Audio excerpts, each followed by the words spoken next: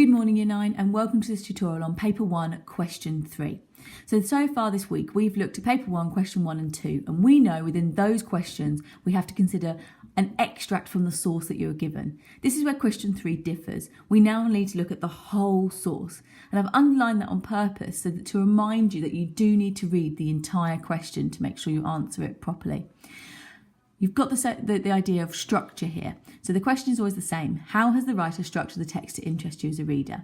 Now what they want you to do here is they want you to think about what the writer focuses your attention on. So what do we get given? What piece of information are we given to allow us to understand a tone, a mood?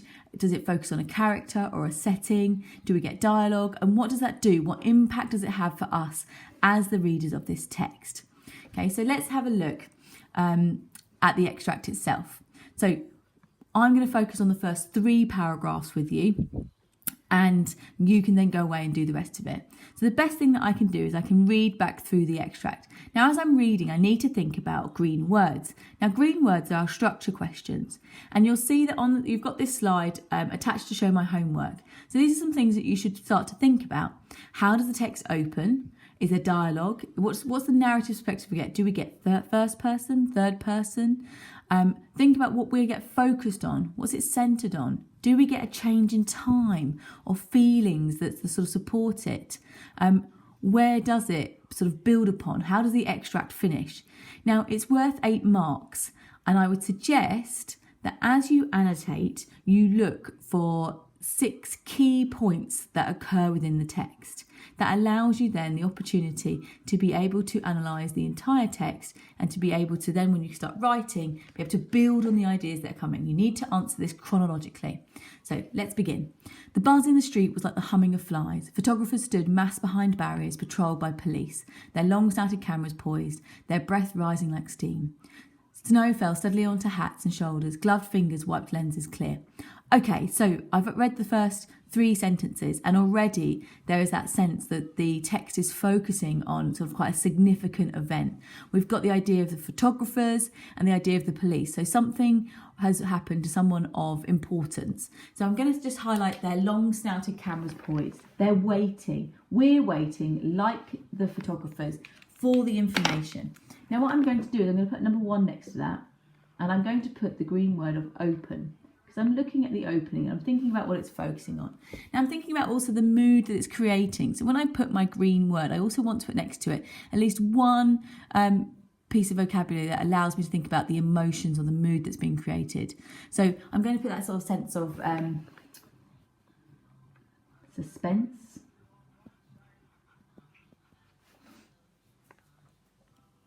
That sense of sort of seriousness. I think it's a sense of gravity even of what's going on. Okay, let's keep going. From time to time there came outbreaks of distorted clicking as the watchers filled the waiting time by snapping the white canvas tent in the middle of the road. Okay, so I've got a white canvas tent. It suggests to me a crime. As a reader, I'm picking up on these clues. The entrance to the tall red brick apartment block behind it and the balcony on the top floor from which the body had fallen. Right, so by the end of the first paragraph, my assumptions have been confirmed. We have this idea of a body, so we have this suggestion of a crime of some sort. So I'm going to think about the fact that it does focus us. So I'm going to put little number 2 next to this. I'm going to use the green word of focus and this sense of it sort of being serious, this idea of a crime being committed. Behind the tightly packed paparazzi stood white vans with enormous satellite dishes on the roofs and journalists talking, some in foreign languages, while soundmen in headphones hovered. Between recordings, the reporters stamped their feet and warmed their hands on hot beakers of coffee from the teeming cafe a few streets away. Okay, so the fact that there's so much paparazzi there and some in foreign languages, it suggests that this person is not just of fame and fortune in their own country, but of also other places. So already I'm getting the suggestion there's that focus on. So I'm going to add the idea of the setting itself here. So my green word is setting, and I'm going to be thinking about the fact that it suggests that sort of sense of popularity, that sense of something that's is the solemnness of it, and sort of confusion that comes with it. They're waiting for these things It's all that sense of sort of pace. To fill the time, the woolly-hatted cameraman filmed the backs of the photographers, the balcony, the tent concealing the body, then repositioned themselves for wide shots that encompass the chaos that had exploded inside the sedate and snowy Mayfair street, with its lines of glossy black doors framed by white stone porticos and flanked by topiary shrubs. The entrance to number 18 was bounded with tape. Police officials, some of them white-clothed forensic experts, could be glimpsed in the hallway beyond. Okay, so actually I'm going to take a further quote to support that. So there's this idea of Mayfair as well, this Snow White, the glossy black doors. So the setting is reinforcing the sense that this is not necessarily something that we'd expect in this place. You know, it's quite a well-to-do area.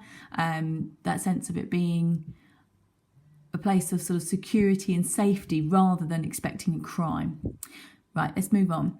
The television stations had already had the news for several hours. Members of the public were crowding at either end of the road, held at bay by more police. Some had come on purpose to look. Others had paused on their way to look. Right, so we've got actually a little bit of a change here, because we've got the idea of the crowds now coming. So that idea of crowding at either end of the road. So there's this sense that there's the curiosity of it, the sort of morbidness of it. So I'm going to start thinking about that sort of change and that idea that there's a sort of morbid curiosity. Many held mobile telephones aloft to take pictures before moving on. One young man, not knowing which was the crucial balcony, photographed each of them in turn. Each through the middle one was packed with a row of shrubs, 3 neat leafy orbs which barely left room for a human being. So there's a sense that at the moment the pace is quite calm, it's quite slow. There's that sense of it's sort of just everyone is waiting. So I'm going to sort of add the idea of the pace here as well to my number 4. Right, so far I've got 4 key things, and there's 2 more paragraphs and some dialogue on the extract, so you need to make sure that you look at that in itself, okay? Now, once you've got your annotations, you then need to make sure that you are analysing the impact it has on us as a reader. Okay, we don't want to just keep saying this interests us as a reader because. So we need to think about why it does it. So you've also got this slide in your Show My Homework post. So there's some opening sentences there for you. Things like the writer uses time, a sense of anticipation is created, the writer builds upon the idea or encourages us as a reader. It's all about what they're trying to do. What's the purpose of it? On the right hand side, you've got a list of green words that you might want to try and add to it. So you always need to make sure that your 6th point is like the ending of the text itself, so that even in the exam, say for example, within that 10 minutes you have of writing it in the reality, you are able to move to the ending and show how the whole text is presented. So let's have a look at how we could maybe write this. So I'm starting with one of my sentence openers, immediately.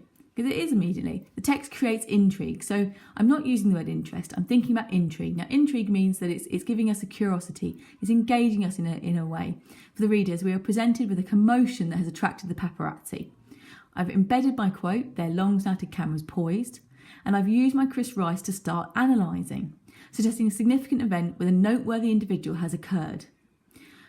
The writer builds upon this idea by focusing on, so I've got my green words coming into play now, snapping the white canvas tent, revealing the grave and solemn tone of this news, a crime most likely a death which is confirmed by the close of the opening paragraph, the body had fallen. Therefore, a sense of anticipation. So what I'm doing there is I'm building on each of those different points that I'd already annotated. You do not need to paragraph this response, because actually what you're showing how the text is created. So you need to make sure that you say, and furthermore, then there's this creation of sense. There is a shift. Use your green words. Think about using short quotes. You'll see that none of my quotes are longer than 4 words, or bar the long snouted, because we need it to be succinct so that you can then start to explain it and make sure you use that Chris Rice. Okay, Year 9. I think that's enough from me for this morning. Good luck. Enjoy writing your answer, and we look forward to reading them on GCSE Pod.